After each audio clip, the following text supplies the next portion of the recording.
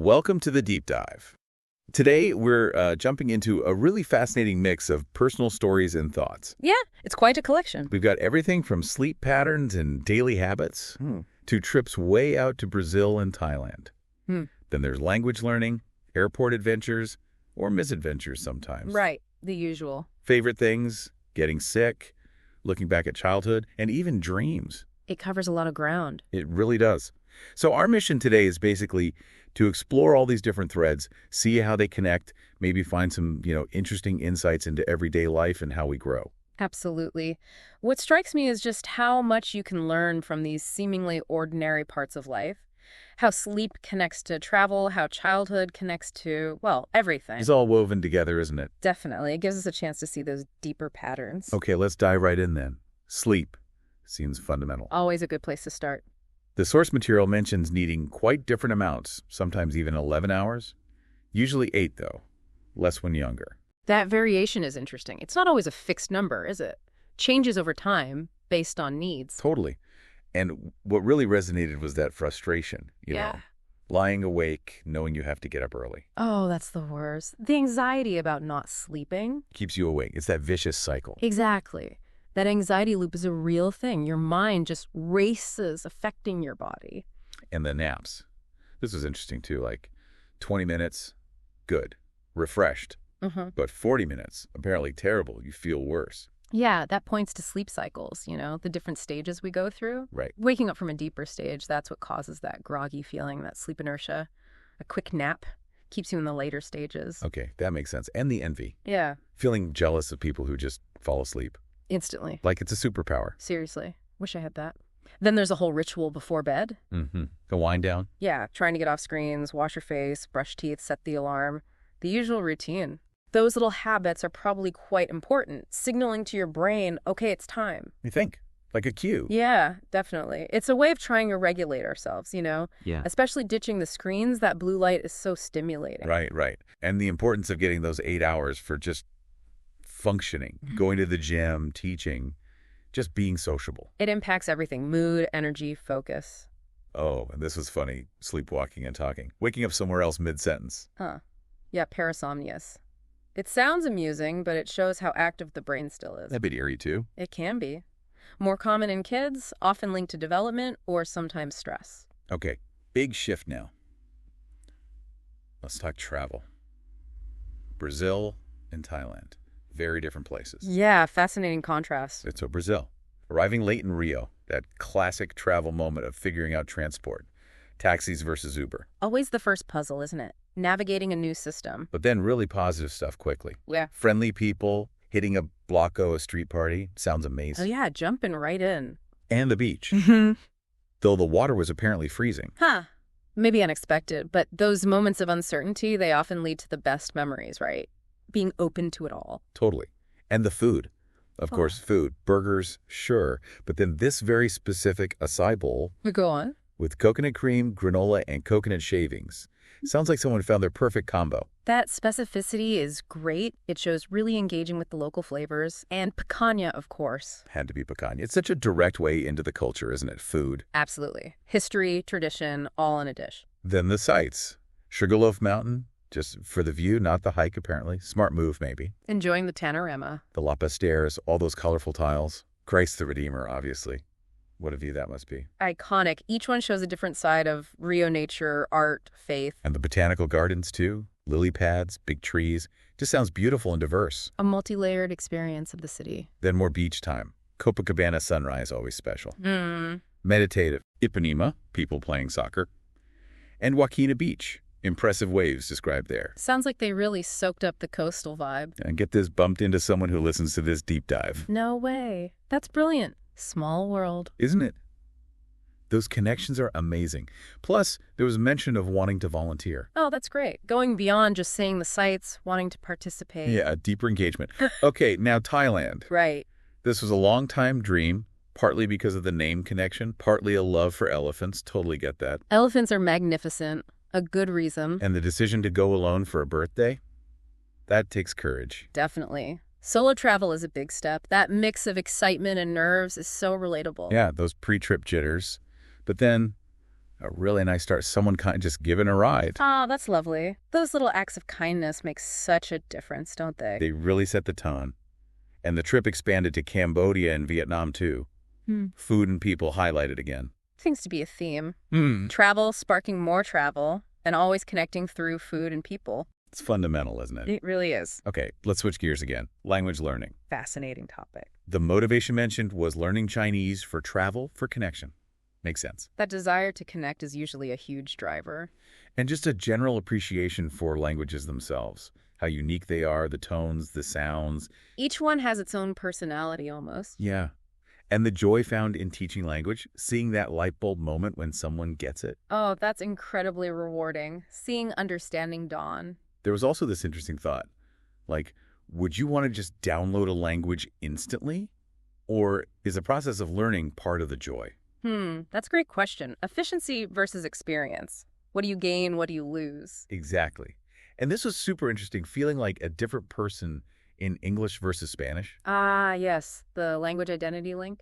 Apparently louder, maybe more outgoing in Spanish, using more casual words. That's very common for multilingual speakers. The language you're using can genuinely shift how you express yourself, even how you feel. Wow, so language isn't just a tool. Not at all. It's a lens. It shapes your interaction with the world and maybe even with yourself. Mind blown.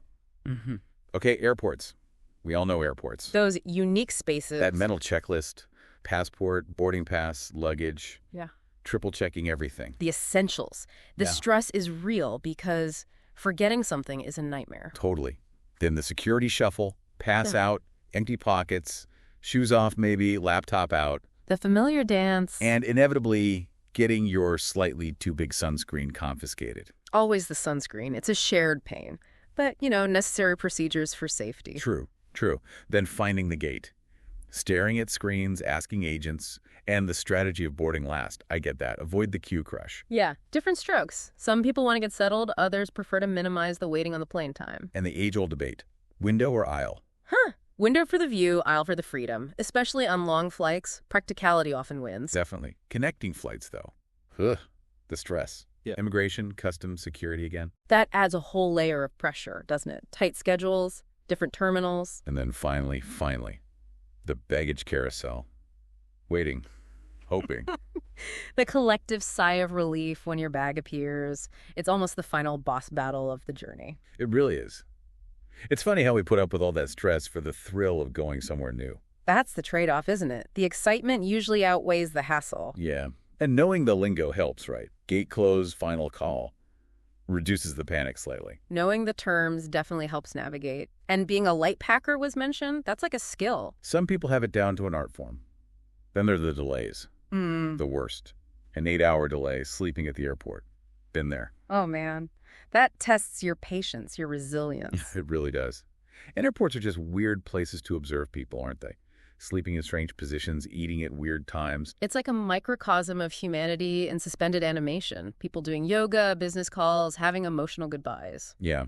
That phrase, nervous excitement, really nails the airport vibe. It does. And the reflection on past long layovers, LA, Osaka, and how they mess with your sleep. Oh, yeah. Budget travel sometimes comes at a physical cost. Leading to that preference now for shorter flights, even if they cost more, prioritizing well-being. Makes sense as you maybe get older or just value your time more. Exactly. Understanding the impact travel has on you. Okay, let's lighten it up.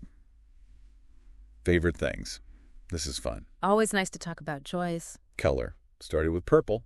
Reminds them of sunsets, childhood Tinkerbell sheets. Very specific. Nice associations. Deeply personal. Then a shift to lighter colors.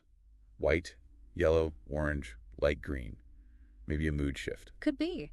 Our preferences evolve, don't they? Reflecting changes in us. Red, seen as confident, but too much for walls. Blue is calming, but the combo of purple and orange for a sunset. Beautiful. Capturing that specific moment. And green connects to trees. Grandpa's farm in Nebraska.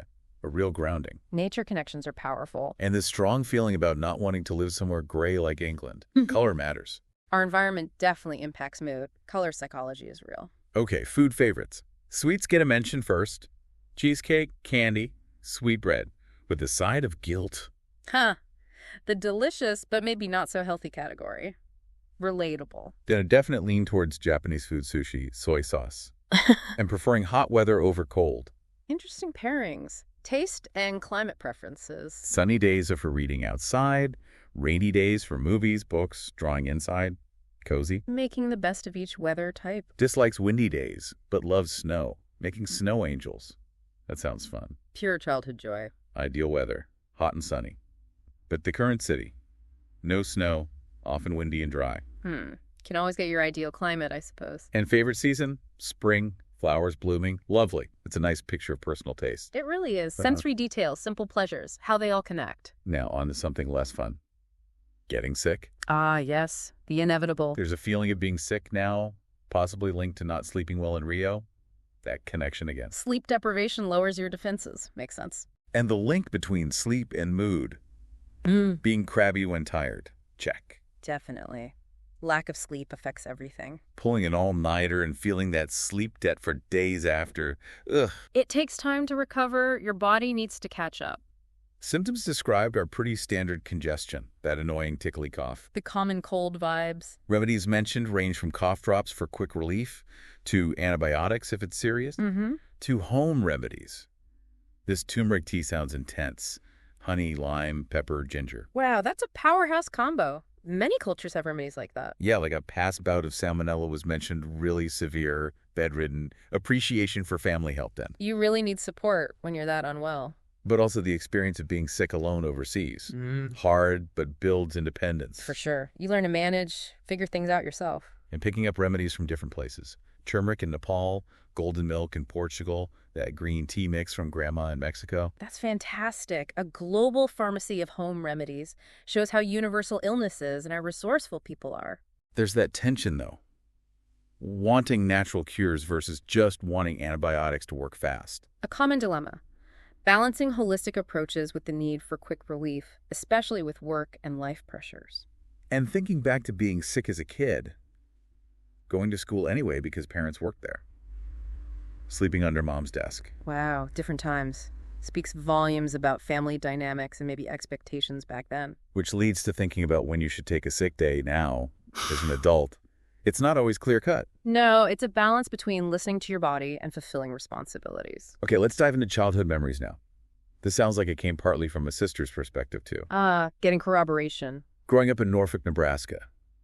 Wooden house, basement for tornadoes, and imaginary basement monsters. Childhood fears are so vivid. Favorite toy? Yeah. A stuffed Persian cat. Simple pleasures. Favorite activity? Swimming. Classic childhood joys. Hanging out with a sister was important. And fond memories of a second house in Iowa, more space, cousins around. Family connections seem strong. Christmas was a big deal. Christian community, gifts, parties, food, and specific presents. Remembered a Ken doll and a baby Barbie. Those core memories stick, don't they? Especially holiday ones. Playing with Barbies meant storytelling, endless possibilities. Great for the imagination. A place they didn't like visiting. Behind the grandparents' house because of mean roosters. Specific and slightly terrifying. But loved Grandpa's farm baby pigs and Grandma's toys. The good and the bad of rural life. School subjects, like math and science. Less keen on social studies and history. Too much info overload, maybe. Common preferences. Some minds click more with logic, others with narrative. Hobbies. Swimming, volleyball, tried piano. Wish they'd tried violin and drums. Always those instruments you wish you'd learned. Generally not a troublemaker apart from one water balloon incident. Sounds tame. Seems pretty well behaved. Favorite snack? Celery and peanut butter. Healthy. But also flaming hot Cheetos, which cause issues now. Aging. The snacks of youth sometimes betray us later. Chores were just the basics. Dishes, trash, tidying, standard stuff. Fair enough. Then a reflection on how different childhood is now. So much tech versus limited TV back then, which maybe pushed creativity more. That's a common observation. Less structured, maybe more imaginative playtime. Favorite shows mentioned? Give a time frame. Adventure Time, Gumball, regular show, SpongeBob. A certain era of cartoons. Advice to younger self, don't be afraid to be you. Good advice. Always good advice. Easier said than done sometimes, though. True. Favorite age or pivotal moment? Moving to Mexico, age 12. That sounds like a huge shift. Wow, yeah. Culturally, developmentally, that would be massive. A funny memory about finding Christmas presents early, slightly spoiled. Oops. The danger of snooping. And a really warm memory of an 8th birthday. Lemon cake, family, neighbors, simple, happy, Those core moments of connection. and a poignant personal memory. Mm-hmm. Missing mom on the school bus, feeling that separation anxiety, then relating to another crying child later. Oh, that's touching. Early empathy. Childhood emotions are so powerful. What a rich set of memories. It really paints a picture, doesn't it? Formative years, key relationships, the impact of place.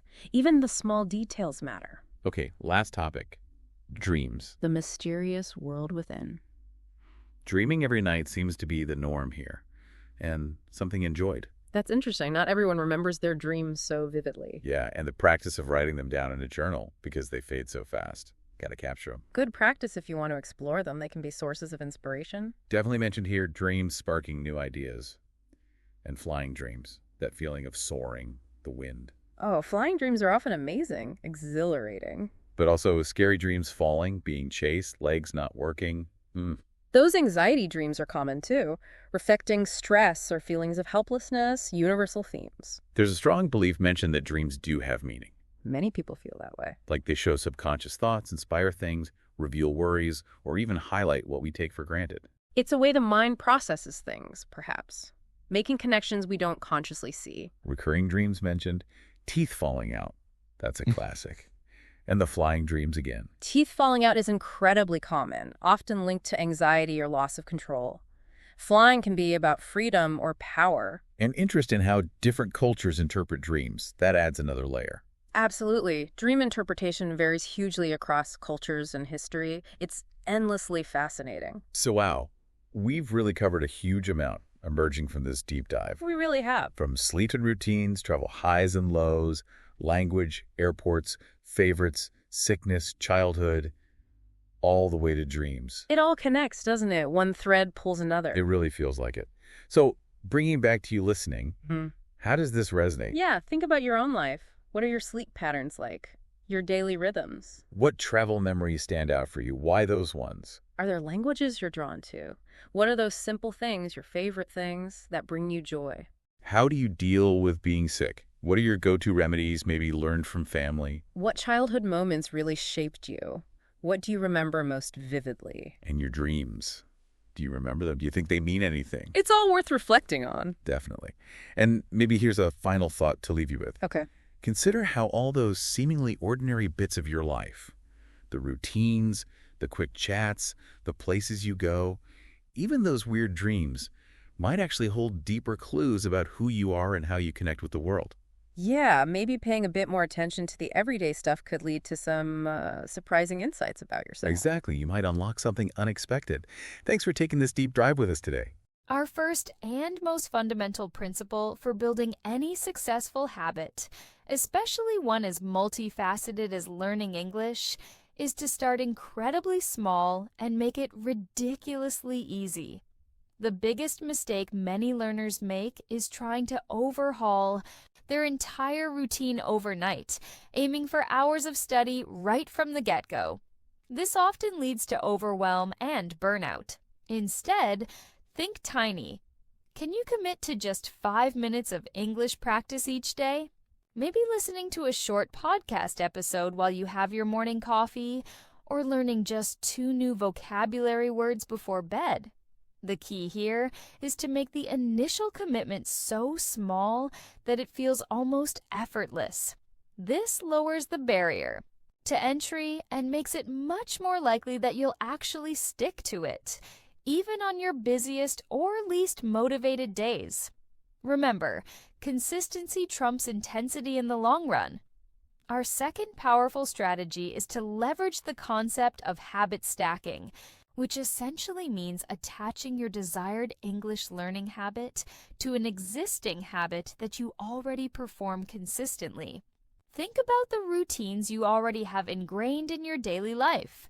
Perhaps brushing your teeth in the morning, having your lunch break, or commuting to work or school. Identify these anchor habits and then decide on a small English learning activity that you can immediately follow them with. For example, after I brush my teeth in the morning, I will listen to a 5-minute English news briefing. Or, during my lunch break, I will read 1 page of an English novel. By linking your new desired habit to an existing one, you create a clear trigger and make it much more likely that you'll remember to do it and that it will eventually become an automatic part of that sequence. Our third crucial step is to make your English learning habits visually prominent and easily accessible. Our environment plays a significant role in shaping our behavior.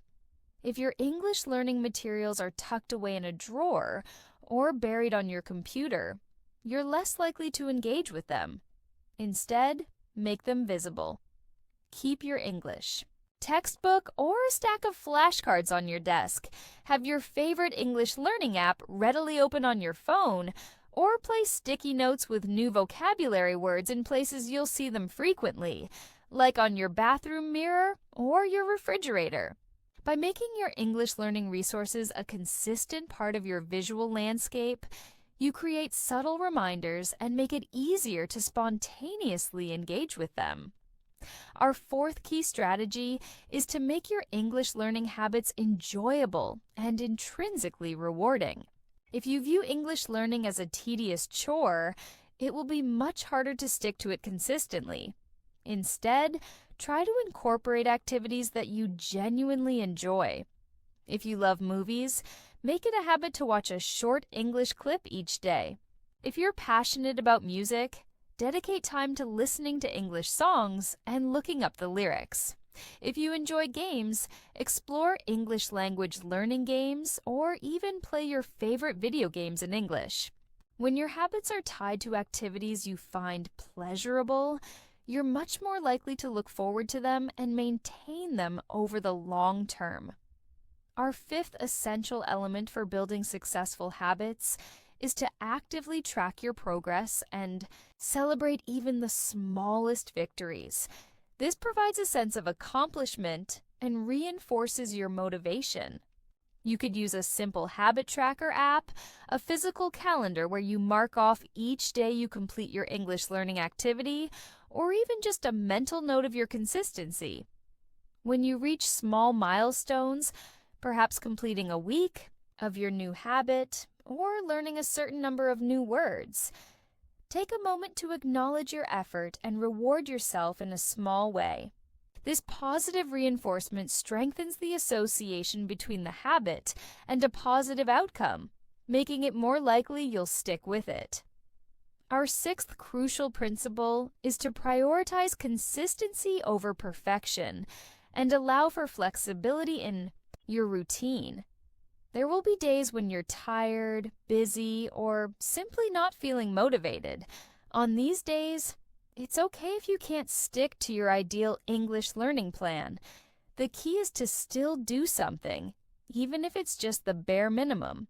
Remember that 5 minutes of English is better than 0 minutes. By allowing for flexibility and focusing on maintaining a consistent streak, even if it's at a reduced intensity on some days, you prevent feelings of guilt and discouragement that can derail your progress entirely. Our seventh effective strategy is to find an accountability partner or join a supportive learning community. Sharing your English learning goals with someone else creates a sense of responsibility and can provide valuable encouragement and support. This could be a friend who is also learning English, a language exchange partner, or members of an online English learning community.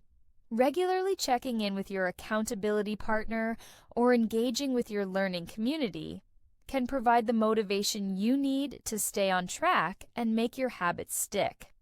Our eighth key element is to be patient with yourself and understand that building lasting habits takes time. Don't get discouraged if you don't see dramatic results immediately. Habit formation is a gradual process, and it takes consistent repetition for new behaviors to become automatic. Research suggests that it can take anywhere from a few weeks to several months for a new habit to become firmly established. Be kind to yourself, celebrate your consistency, and trust that your efforts will compound over time. Our ninth crucial principle is to regularly review and adjust your English learning habits as your needs and your learning evolve. What works well for you as a beginner might not be the most effective approach as you advance. Periodically take stock of your current habits. Are they still serving your goals? Are there new areas you need to focus on? Be willing to adapt your routine and incorporate new habits or modify existing ones to ensure they remain relevant and effective for your ongoing progress. Furthermore, consider designing your environment to actively support your English learning habits. If you want to make reading in English a habit, keep English books in places where you spend idle time, like your bedside table or near your favorite armchair. If you want to practice listening more, curate English podcasts or audiobooks into easily accessible playlists on your phone. By strategically shaping your surroundings, you make it easier and more natural to fall into your desired English learning routines. Another powerful technique is to visualize yourself successfully completing your English learning habits. Mental rehearsal can prime your brain for success. Before you go to bed or when you have a few spare moments, imagine yourself effortlessly engaging in your chosen English learning activity, feeling good about it afterward. This mental preparation can increase your motivation and make it more likely that you'll follow through when the time comes. Don't underestimate the power of rewarding yourself immediately after completing your English learning habit.